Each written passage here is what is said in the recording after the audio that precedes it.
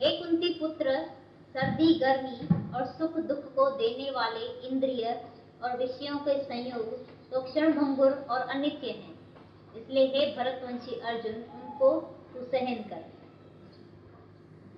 माने जे इंद्रियां रस है, इंद्रियां दुख है, सुख है, गर्मी सर्दी, ये जो द्वंद्वी जोड़ा है वो इंद्रियों का जो है वो विकार है। इसके लिए तुम आत्मा में होके ये सहन कर सब। इसमें तुम ऐसा जो भाई उथली न पाओ, जैसे ये शोक करता है ना बहुत, तो इंद्रियों से ही ये शोक करता है, मन से ही शोक करता है।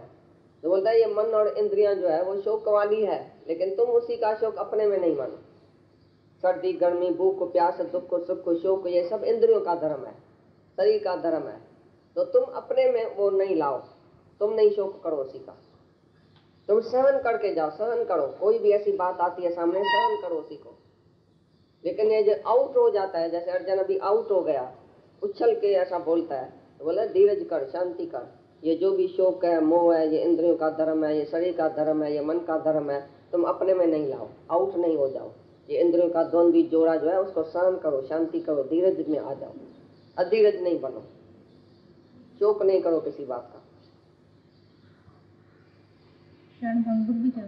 क्षण भंगुर है, थोड़े टाइम में। क्योंकि हे पुरुष श्रेष्ठ, दुख सुख को समान समझने वाले जिस धीर पुरुष को ये इंद्रियों के विषय व्याकुल नहीं कर सकते, वह मोक्ष के लिए योग्य होता है। भाई तुम जो ऐसा शोक और मोह में आ गया है, तो जो इंद्रियों का सुख और दुख जो जिसी पुरुष को वो मोहित नहीं करता है, वही मोक्ष के लायक है।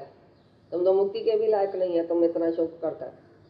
जो इंद्रियों का शोक है वो पंडितों को या ज्ञानियों को नहीं होता है, वो मोक्ष के लायक भी नहीं है। जिज्ञासु जिसको ये दुख और सुख समान नहीं है, दुख में तुम दुखी हो गया है, सामने कोई बात आई है तो तुम दुखी हो गया है, तो जो दुख में सुख में समान नहीं है वो जिज्ञासु जो है वो मुक्ति के भी लायक नहीं है।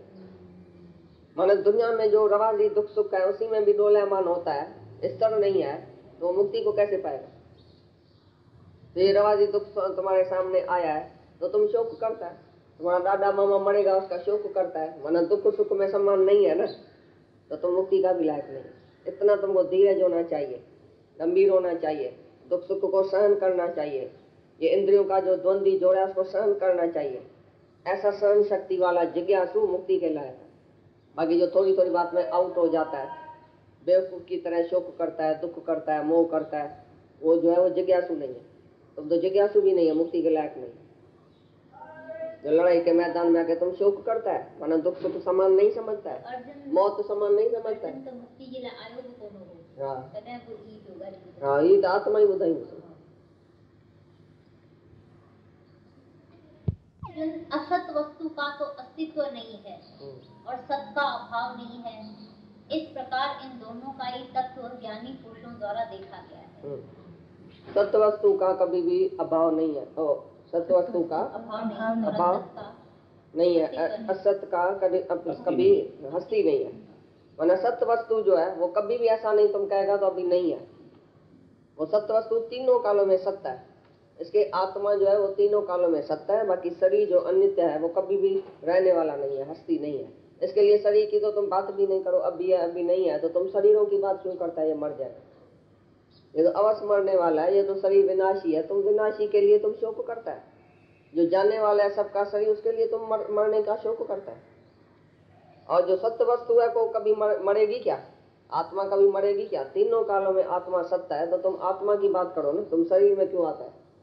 शरीर तो है ही विनाशी, कभी भी हस्ती उसकी नहीं है। असत वस्तु की कभी हस्ती नहीं है और सत्य वस्तु का कभी अभाव नहीं है। कभी भी ऐसा नहीं कहेगा तो आत्मा अभी नहीं है। आत्मा कल था पर अभी नहीं है, या इस वस्तु में आत्मा नहीं है, या इस जगह आत्मा नहीं है, ऐसा कह नहीं सकता। क्योंकि सत्य वस्तु हमेशा है ही है, जहाँ तहाँ है, और असत्य वस्तु जो है अभी नहीं है, उसकी कोई हस्ती नहीं है। शरीर की हस्ती नहीं है और आत्मा हमेशा है ही है। इस न्याय के अनुसार नाश रहे तो उसको जान कि जिससे संपूर्ण जगत व्याप्त है, क्योंकि इस अविनाशी का विनाश करने को कोई भी समर्थ नहीं है।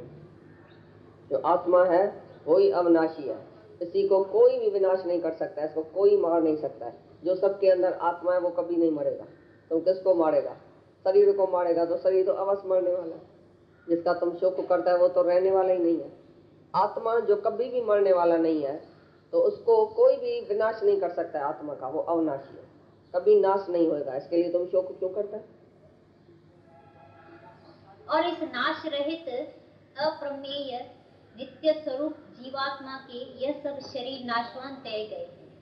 इसलिए हे भरतवंशी अर्जुन, तू युद्ध कर। ये तो नाश रहित अप्रमेय, अप्रमेय माना प्रमेय जो है प्रमाण से सिद्ध किया हुआ। ये अप्रमेय माना आत्मा प्रमाणों से भी सिद्ध नहीं किया जा सकता है, बुद्धि से भी परे। तो ऐसे नाश रहित अप्रमेय नित्य स्वरूप जीवात्मा के ये सब शरीर नाशवान कहे गए। चाहे जीवात्मा भी मानो तो भी तो वो अविनाशी है, क्योंकि है ही आत्मा का रूप। मुफ्त में अपने आप को जीव मान के बैठा है तो भी तो नाश रहित है, अप्रमेय है, नित्य स्वरूप है। तो नाशवान शरीरों का शोक क्या करेगा? भाई आत्मा जो है वो हमेशा है, परमाणु से भी सिद्ध किया हुआ नहीं है, परमाणु से भी ऊपर है। तुमको कोई भी परमाणु देख के आत्मा को सिद्ध नहीं करता है। तो आत्मा ऐसा है, आत्मा ऐसा है। आत्मा तो है ही अविनाशी निराकार परमात्मा, तो वो कभी नाश नहीं होएगा। बाकी ये शरीर तो है ही विनाशी, उसके लिए तुम शोक क्यों करते हो? आत्मा और शरीर को अलग करता है पहले कि आत्मा विनाशी अविनाशी है और शरीर विनाशी है। तो पहले गुरु का काम है आत्मा में तुमको टिकाना। तो शरीर से तुम अलग हो जाओ। शरीर तो अवश्य नाश होने वाला है, इसके लिए कोई शोक नहीं करो शरीर का। बाकी आत्मा ही अविनाशी है, इसके लिए शोक नहीं करो कि आत्मा हमेशा है ही है। आत्मा को कोई भी नाश नहीं कर सकता। और जो इस आत्मा को मारने वाला समझता है तथा जो इसको मरा मानता है, वे दोनों ही नहीं जानते हैं, क्योंकि आत्मा न मारता है और न मारा जाता है। आत्मा को जो बोलता है ये मर गया या मरने वाला है या मारता है, वो बेवकूफ वंश है, वो नहीं जानता है। आत्मा कभी नहीं मरता है, नहीं किसको मार सकता है। आत्मा मारी नहीं जाती है, कभी नहीं किसको मारती है, नहीं खुद मरता है। तो आत्मा निराकार परमात्मा जो है सबके भीतर बैठा है, वो कभी भी मरने वाला नहीं है। इसके लिए तुम शोक कभी नहीं करो, क्योंकि आत्मा नहीं मरेगा, नहीं मरता है, नहीं मारता है। यह आत्मा किसी काल में भी न जन्मता है और न मरता है, अथवा न यह आत्मा हो करके फिर होने वाला है, क्योंकि यह अजन्मा, नित्य, शाश्वत और पुरातन है। शरीर के नाश होने पर भी यह नाश नहीं होता है। आत्मा किसी काल में भी न जन्मता है और न मरता है। या तो सीधी गाल नहीं जन्मता है, नहीं मरता है। शरीर जन्मा वे हो करके होने वाला है, वे अभी हुआ है फिर मरेगा फिर होएगा, ऐसा तो नहीं होता है, क्योंकि ये सब शरीरों का व्यापार है। आत्मा में तो होना ही पड़ना है, खाली है ही है अस्तित्व। आत्मा को ऐसे नहीं कहेगा तो पहले नहीं था अभी हुआ है, भाई अभी जन्मा है, अभी मर गया, अभी नहीं है, अभी फिर है। आत्मा के लिए ऐसा नहीं बोल सकता है। तो आत्मा तो जन्म मरण से भी रहता है, और ऐसा नहीं है कि होके और फिर होएगा, फिर जन्मेगा, फिर मरेगा, फिर आएगा, फिर जाएगा। ये सभी आने जाने में, जन्म में, मरण में आत्मा नहीं आता है कभी। शाश्वत माना पुरातन, जूने में जूना, शुरू से अनादि है, पहले से ही आत्मा है। ऐसा नहीं अभी होएगा। पुरातन माना बहुत जूना है, शुरू में ही आत्मा है, पहले आत्मा है, पीछे तुम है। तो इतना जूना, इतना पुराना है जो आत्मा शुरू से ही है। कभी भी ऐसा नहीं है कि अभी नहीं है और पीछे होएगा। पुरातन है, सनातन है, आत्मा है ही है, हमेशा है। हे पृथा पुत्र अर्जुन, जो पुरुष इस आत्मा को नाश रहित, नित्य, अजन्मा और अव्यय जानता है, वह पुरुष कैसे किसको मरवाता है और कैसे किसको मारता है? जो पुरुष इस आत्मा को नाश रहित, नित्य, अजन्मा और अव्यय, व्यय माना कुछ भी उसमें खर्च नहीं होता है, जरा भी चेंज कम नहीं होता है। आत्मा में कोई कमती कोई जास्ती नहीं होती है, पूरा है आत्मा अव्यय, जिसका कोई खर्च नहीं होता है, थोड़ा भी कम नहीं होता है आत्मा में। भाई अभी कमती हो गई है आत्मा, अभी जास्ती हो गई है, या कुछ खर्च हो गया है, कुछ नुकसान हो गया आत्मा का, आत्मा की जरा भी भाई थोड़ा कम हो गया है आत्मा, ऐसा नहीं है। जो अजन्मा, अमर, अव्यय करके जानता है आत्मा को, वो किसको कैसे मराएगा और किसको कैसे मारेगा।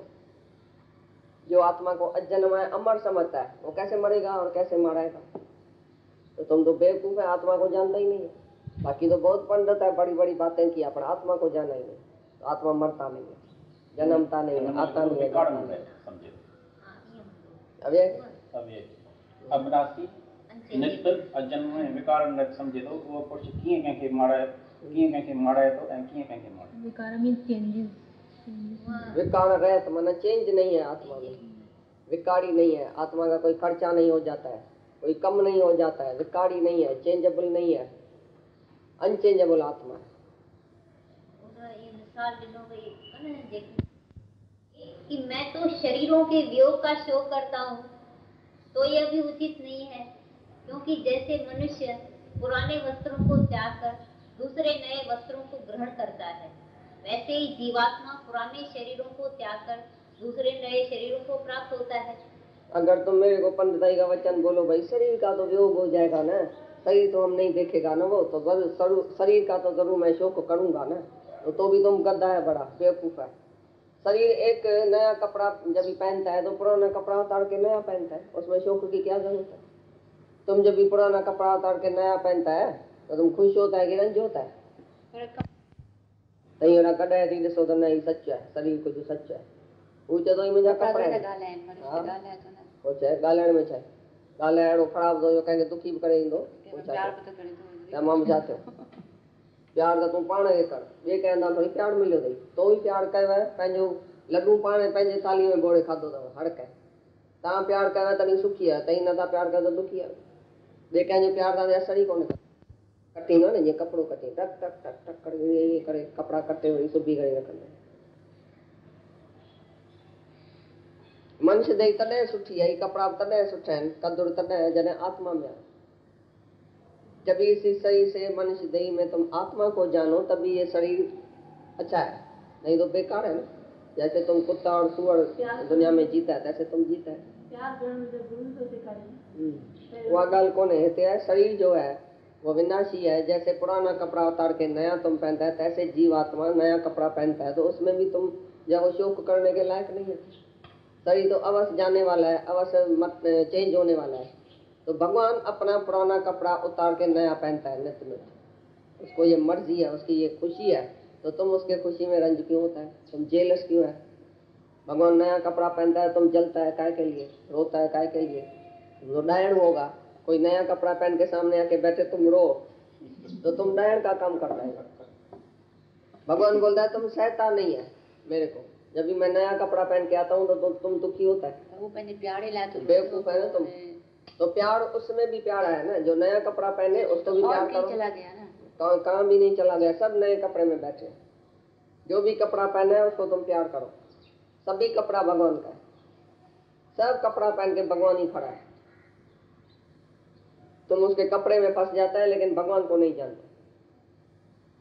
भाई ये मेरे मर्द का ये सूट है, मेरे को प्यारा है, ये सूट प्यारा नहीं है, बेवकूफ। मर्द प्यारा है कि सूट प्यारा है? ऐसी तरह से भगवान प्यारा है कि तुम्हारा ये सूट और साड़ी ये कपड़ा प्यारा है।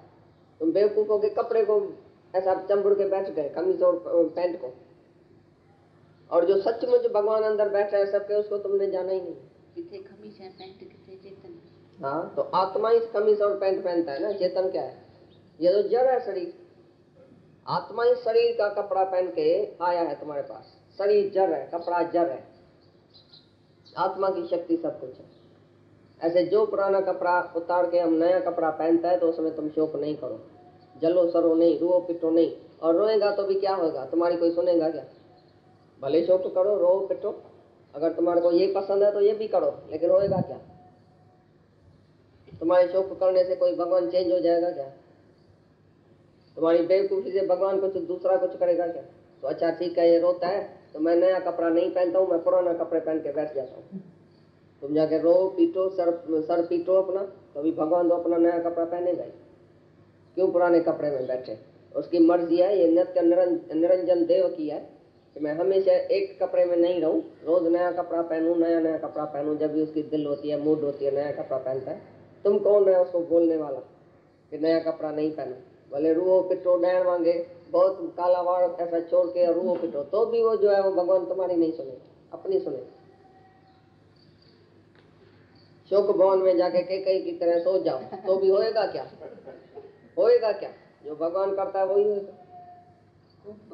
हाँ, कई कोप भवन में बैठी थी, तुम भी जाके कोप भवन में बैठो तो भी भगवान को जो करना है वो करेगा, तुम्हारी नहीं चलेगी, भगवान की चलेगी। इसके लिए अभी भगवान के मत का हो जाओ कि आत्मा निरंतर है, आत्मा अविनाशी है, ये शरीर विनाशी है, शरीर जाने आने वाला है। इसके लिए शरीर में किसी के भी मोह रखना बेवकूफ।